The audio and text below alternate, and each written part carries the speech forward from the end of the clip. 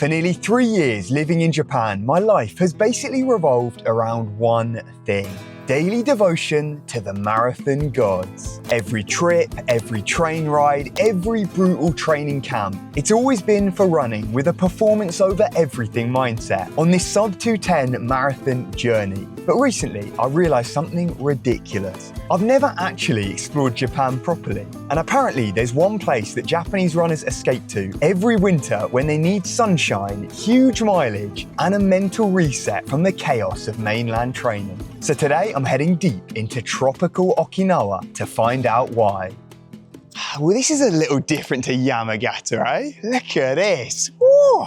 Tell you what, it might be too hot though. I'm absolutely dripping already. That humidity and heat has just hit me like a truck. But I guess that's why all the runners seem to come out here in winter and escape to the tropical paradise of Okinawa. Not a bad little spot this though. I've been used to the chilly mountain air of Yamagata since moving up there, and this is just a whole different vibe completely. Might as well be a different country. And I think it's seen as the Hawaii of Japan. A lot of people come out here for vacation, little holiday spot. And right now I'm combining the holiday training camp. I'm gonna be soaking in the weather, taking in the environment, and of course, demolishing endless amounts of scran, because I've heard they've got some banging food out here. So let's waste no time and get straight into that. So the feel of Okinawa is completely different to mainland Japan. It's definitely got way more of an American influence, I guess because they've got the military bases out here. Actually, where I was staying a couple of days ago, it was just taken over with Americans. It felt like there was more of them than actual Japanese. It was weird, the vibe there. And the food is completely different as well. Probably not quite as healthy as your traditional Japanese style. And I'm actually sat at a cafe right now, waiting on a naughty little treat here. But I'm doing it for you guys at the end of the day. I mean, for pure research purposes and to showcase on YouTube the true vibes of Okinawa, it's just gotta be done. Take a look at the heavenly plate that has just arrived in front of me. Look at the jiggle. It's every Japan influencer's dream. You know, this alone was worth coming to Okinawa for. Oh, man, I'm excited. The smell is unbelievable. I went for the caramel macchiato flavor. So it's got like coffee cream, fluffy souffled pancakes, caramel sauce, ice cream. Oh, look at that beauty. You know what, before, I feel like I've slated the classic influencers that do the whole, oh my God, these Japan pancakes are amazing. Like, see those ones over TikTok that go viral, but you gotta give it to them. These are good. So lightweight, probably healthy. Like there can't even be any calories in that. It's pretty much just pure air. Look at how soft and creamy that is. God, Okinawa is dangerous. I'm gonna come back 10 kg heavier. I'm gonna have to put in some serious training over this week to balance out the amount of food that I'm gonna demolish. The flavors work so harmoniously together. Maybe it's just the whole vibes, it's the setting here. Like, oh, what a little spot. I'm outside, living the dream. What am I gonna give it? 9.2. That is top level scran. So we're off to a bloody good start, but we're not just here for my competitive eating training. What else does this island have to offer? So this is where I'll be crashing over the next few days. It's up in the more remote northern part of Okinawa after experiencing the action-packed American village of Chatan earlier in the week. This was the perfect escape in a hilltop forest settlement. Not too bad for a mountain monk lair. The hotel is actually called Star in the Sky. You can see we're surrounded by these mountains out here. In the morning, it's unreal. We're like up in the clouds. So you get this sort of smoky feel out here. And then in the day, the sun comes out and it is happy days right there. Actually, I think we can see the ocean from the other side. Let's go upstairs, hit the top roof deck. Oh, and this is the little crib. Pretty nice as well. Actually, before, look at this, the jacuzzi room. Oh, the perfect post-session recovery spot. Can crack the window open as well. Oh, get that nice evening breeze. So I'll definitely be hitting up the little bubble bath later. I've heard there's a sauna as well, so I can keep up with my heat training here. Oh, I've just discovered this as well. I was about to pop outside and I seen they've got this little mini fridge drink area. Help yourself. You can even get the draft beer there. It almost feels like a shame that I don't drink now. I'm wasting this premium opportunity.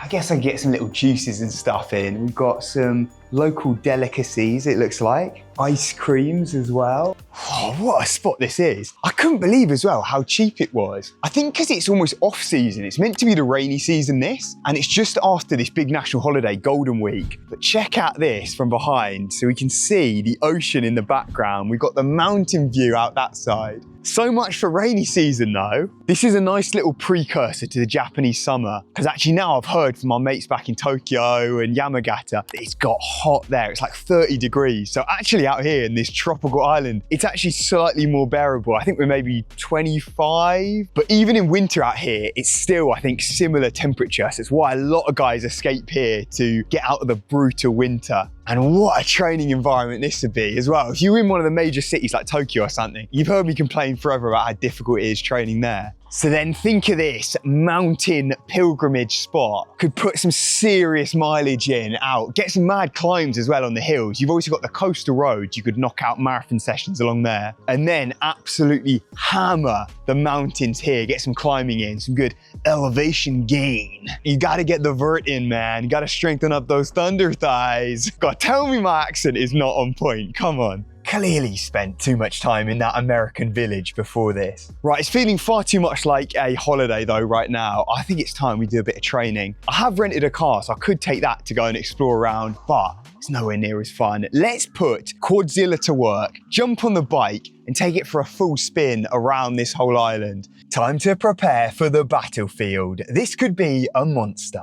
Right, I've got a big ride on the cards and I'm sweating just sitting around here. So I'm gonna fuel up, add a little bit of this mix into here. And actually I've got to give a shout out to Bic, who I've officially partnered up with. The Aussie brand, small business, but I've been using their products for ages. And they're gonna be my nutrition hydration sponsor going forward. They've got all the gels, carb mix, electrolytes, everything you could need. And this right here is the lemon flavor, absolute banger.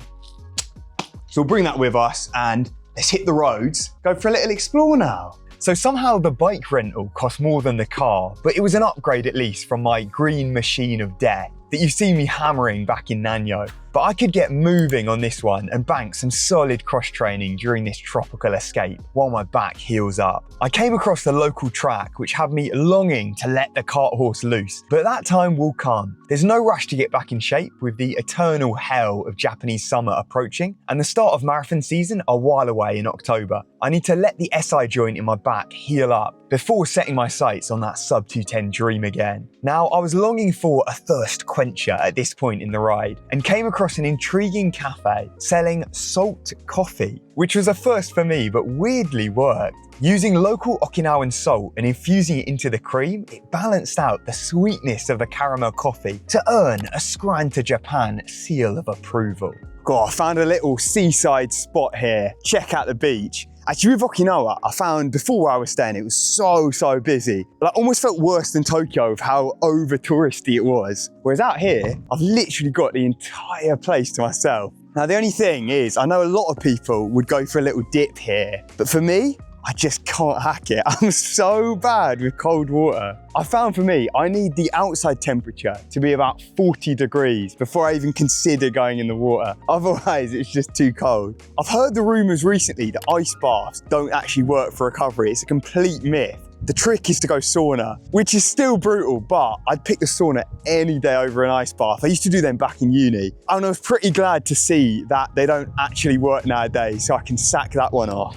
So if you can't tell already, my entire life in Japan has revolved around running. So a trip of this nature is unheard of. So this is the first time I've actually traveled in Japan and the focus not been racing or hardcore training camp. I can't believe I've been here 3 years nearly. And I realized I've never just gone somewhere for the sake of exploring a new place, like traveling and seeing parts of Japan. I mean, I have traveled half of Japan. You can see that racing across Japan map. Every single time, the main focus has been running, racing, and then after I do a little bit of exploring and stuff. So it's a weird feeling to come out here and just actually relax, reset after the monstrous Ekiden effort recently. And by reset, I mean hammering a 100k bike ride right now. Right, that's enough chilling. Back to the bike, let's go smash it out. Yep, that rest lasted long. But the trouble I've found with biking recently is that my cardiovascular system is way too fit for my cycling legs. They seem to burn out long before I can actually get my heart pumping. Like I'll be smashing away at the pedals and barely braking 110 BPM on the bike. Luckily, there's plenty of hills around here to shift it up a notch, but still, it's nowhere near the intensity of running. I think I'd need to smack out about 8 hours daily on here to reach the equivalent of my 250k run weeks.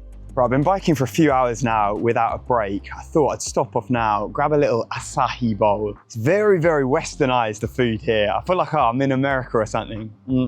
Oh, that is unbelievable. So refreshing. I feel like for long term, the Japanese food is great. Like just your staple, weekly. It's gonna fill you up, perfect fuel. But then for a holiday, this kind of stuff, oh, it's unreal. Especially with my sweet treat. Like throughout this video, I'm sure there'll be a trend of just dessert after dessert after dessert, because you cannot beat it. And I'm making the most of this while I'm out here. You can't get stuff like this in the rural villages of Yamagata. But now time to answer the obvious question. When is my Ironman debut?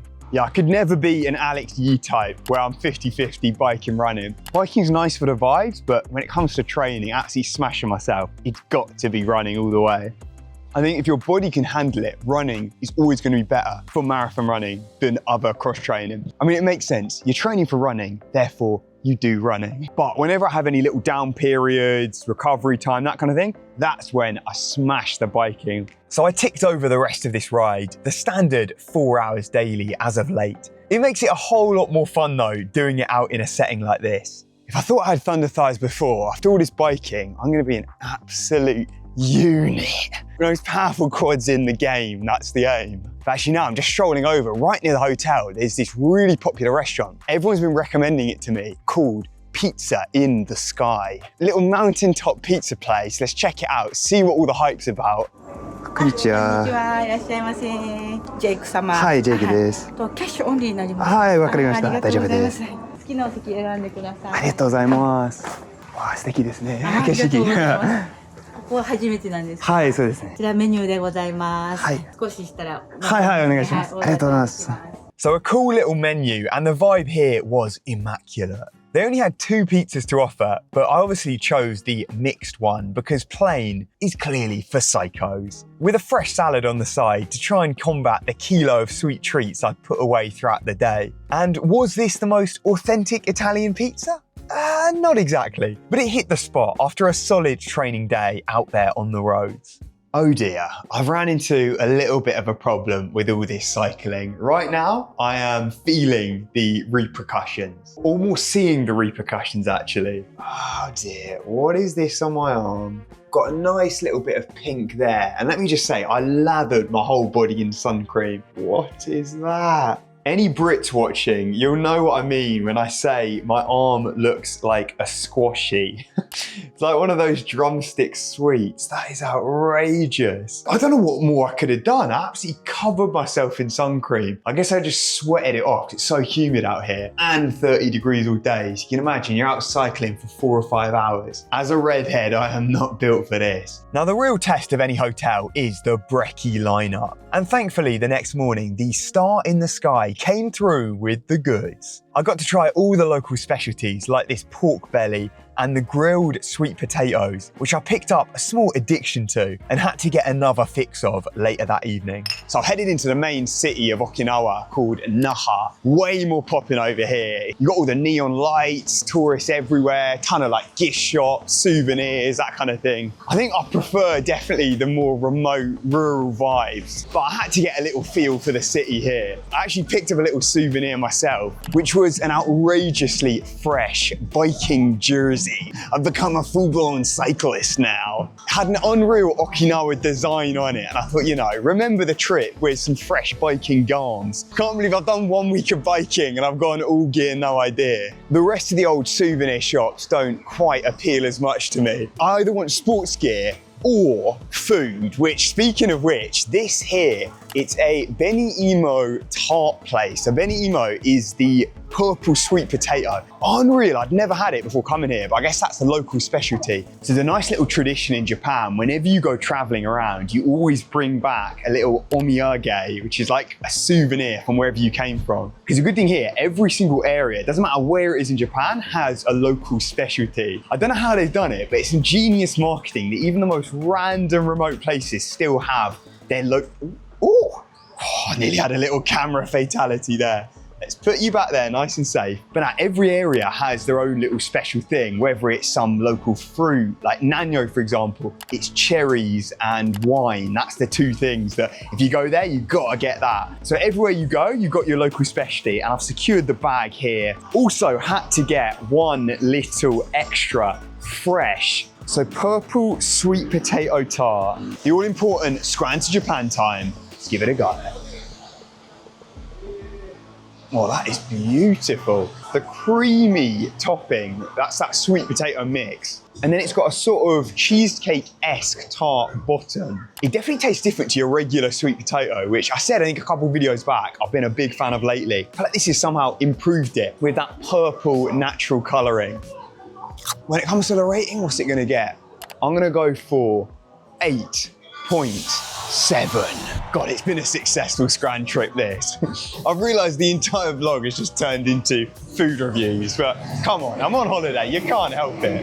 Now back to the tranquility of my mountain hideout. So in Yamagata, outside of training, there's not exactly a lot going on. Even just trying to find coffee shops, restaurants, stuff like that, it is limited. Definitely makes you appreciate how good Tokyo is, but I guess here it's the perfect balance because you've got unreal nature, countryside vibes in terms of training. None of the traffic lights, the chaos on the roads, the pedestrian traffic, none of that you get in the big cities. But you have got stuff to do outside of training. There's so many good food spots around here. You've got the ocean in front of me. You can head out there for a little swim, the beaches. And the most popular tourist spot around here is the aquarium. So I jumped in the whip and headed over there to see if there were any great whites knocking about. But what I found was even bigger. You see here the whale shark, a creature of beauty that rules over this habitat with a majestic grace. With this monster weighing in at a record 6,000 kg, I realised that I'd just been edged out for that title of most powerful unit on the island. Now that's enough pretending to look at fish. Tell the people why you're really here. So this is an Okinawan donut with a little bit of ice cream, blueberry sauce. It's called, if I can remember, Sata Andagi. It's kind of like a cake. Oh, it's firm. It's an absolute rock here. You've got to battle just to get it down. It's not quite the fluffy donut that you're used to, but what's the flavour saying? It's actually not sweet at all. I feel like without the ice cream, you might actually choke to death eating it. It's that dry though. Underwhelming to say the least. The actual donut is just rock solid. And there's not exactly any flavour either. So you know, I've eaten a lot of very, very good food here off camera, but this might be the first miss I've had. I was expecting an absolute banger, it looked unbelievable. But the donut, it's just doing nothing for me. The ice cream and that blueberry sauce is an absolute saviour there, it's redeeming it. But what would I give it? Scran Japan rating. Oh, this is gonna get maybe a 6.1. For a sweet treat, that is diabolical levels. Now, it's not bad. I mean, yes, I will be finishing it. Now, to make up for this rare miss, here's a compilation of some of the top picks that I didn't commentate over live. From shrimp tacos to pork bowls, taco rice, Hawaiian combo plates, Earl Grey donuts, and maple bacon scones. It was an eclectic mix of goodies and arguably takes the overall #1 spot on my Scran to Japan prefectural rankings. God, it's lucky I don't live here full time or I would be morbidly obese. So I guess it hasn't quite been the relaxing holiday that some people might have expected. I just finished up with another monstrous bike ride, but I just can't help myself. When I'm out here, I'd just be so bored taking one of those typical holidays, like sat by the beach all day, doing nothing. That is my kind of worst nightmare. I've got to be active, I've got to stay moving, especially when you've got a background like this. I've got to make the most of this. I've just been out for, I think, 4.5 hours on the bike. Obviously stopped off for some food stops throughout, but to me, that was the perfect day. And that's pretty much summed up this holiday.